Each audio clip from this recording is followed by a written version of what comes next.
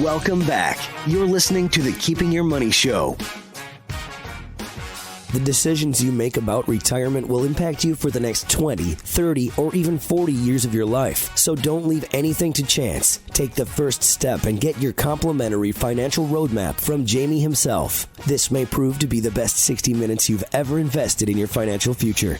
Call to schedule your appointment now at 1-888-98-MONEY. That's 1-888-986-6639. And now, here are your hosts, Jaime Westenbarger and Bart Steindler.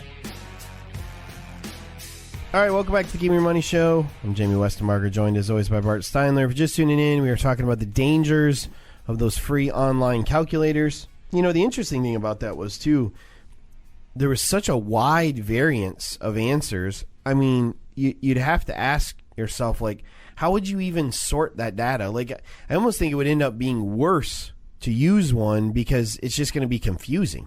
Because he was saying even in the 30% that said they needed to save more, the amount that was needed to save was like all over the map, you know, from $100 a month to, you know, thousands of dollars a month. So just an example, like we were saying, of, you know, computers can't replace everything. No. And it's something that needs to be reviewed on a regular basis, you know, and who's to say you can even find that same online calculator a year from now? Yeah, very true.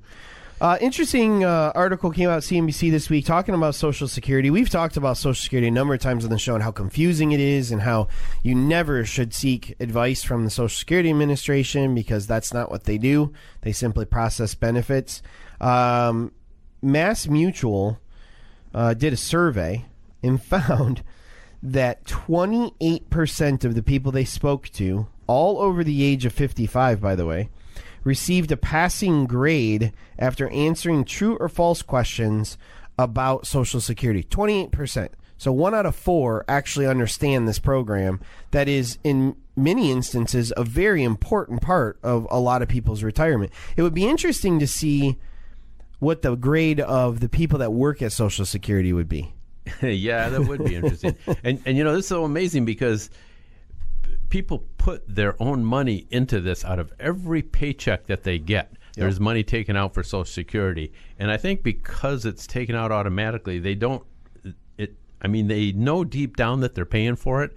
But, I mean, if they had to write the check every month out of their checkbook to pay into Social Security, I think they would be more inquisitive about how is this program working? What am I getting for this check I'm writing every month? Absolutely. Before we talk about the 3 myths that were identified in this survey, I want to point out one thing about Social Security that I think is the most important thing to say about it, other than that no one understands it 100%. but the most important thing is, if you are going to make any decision about Social Security, any decision at all, seek professional advice before you do. Many of the decisions with Social Security are irrevocable. You know, if you choose to do something, sometimes that's it. You chose and you're done, right?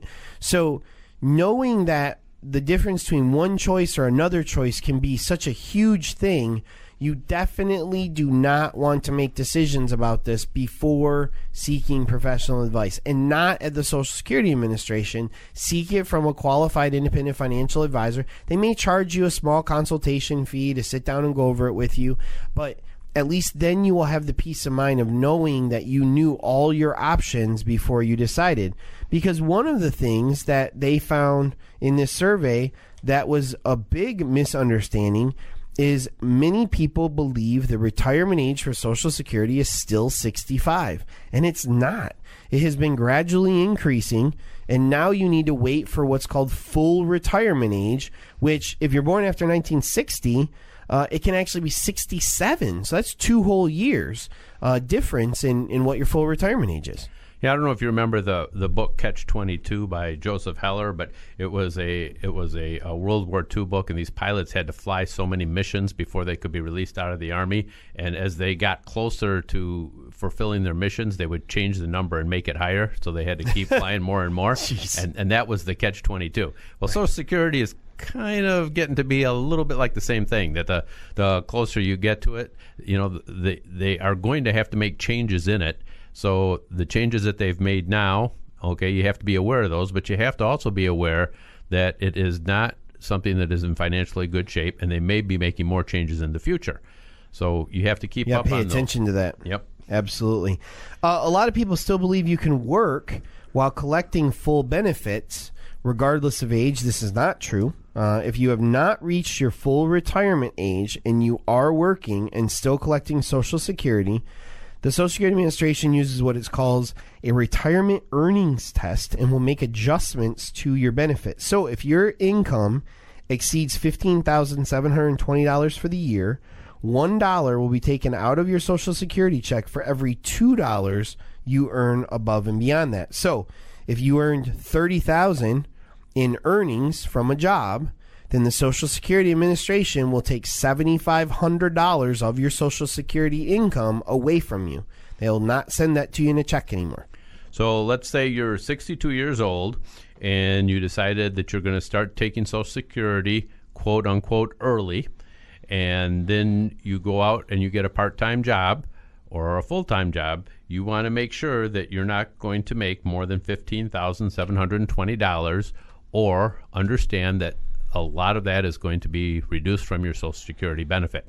And if you are making much more than that, you'd probably be better off not taking the Social Security and letting the Social Security grow. Yeah, because you're wasting it. I mean, when you're taking it early, you're taking a reduced benefit anyways. And now the government is saying not only are you taking a reduced benefit, but we're going to reduce the reduced benefit because you're working too much. You're just wasting the money. There's no reason to be taking it if you're just going to give it back to them. Yeah. You can see that this program is really tilted to your advantage. Yeah, exactly. Or not. The third myth is you cannot collect if you've never worked. Now, I actually hear this quite a bit. People think that they have to acquire a certain amount of credits, and that type of thing, which is true for your own Social Security. But one of the biggest things you have to remember with Social Security is you have your own Social Security. Your spouse has their own Social Security.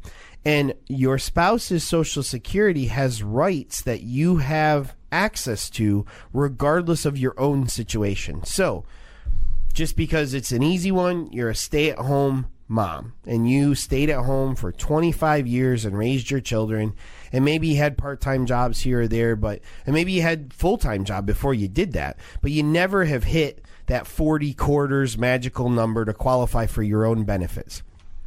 When the both of you go to retire, you still do qualify to get your spouse's benefits, which is equal to about 1/2 of what your spouse's Social Security is. So don't forget to claim that just because you think you don't qualify because you didn't participate. Right. Another thing to keep in mind is how divorce affects this. Mm-hmm. So let's say your spouse was a very high wage earner, much more than you were, and then you were divorced, and now you're considering that maybe, you were married. I think the number is 10 years that you have to be married, and now you're considering getting remarried. Well, if you remarry, you will lose the benefit of collecting Social Security on your spouse's benefit. Mm-hmm. So you want to make sure you calculate in there, if you want to get married, that's your decision, but there could be a financial loss, and you may want to take that into the calculation. And now I want to add a fourth one that's not in this article that I think is important, and that is many people do not understand the taxation of Social Security. A lot of times people say to us like, oh, well, I don't get taxed on that. Yes, in most instances, the money that you gave the government that they held on to for 35 or 40 years, when they give it back to you, if you make too much money, they will tax you on it. So you will be taxed on your own money. That is absolutely true. And you can be taxed up to 85% of your Social Security. So it's an important thing to remember, because if you're hovering in that range between 50% of your Social Security being taxed and 85% of it being taxed, one extra IRA distribution in December could throw that into flux, and you actually could end up paying higher taxes I've seen people actually pay more in taxes than what the distribution they took was. So you always want to make sure you're taking taxes into account when you're planning for retirement income, especially because of that Social Security situation. All right, coming up, $1 million listing star broker reveals 5 mistakes first-time home buyers make right here on the Keeping Your Money Show.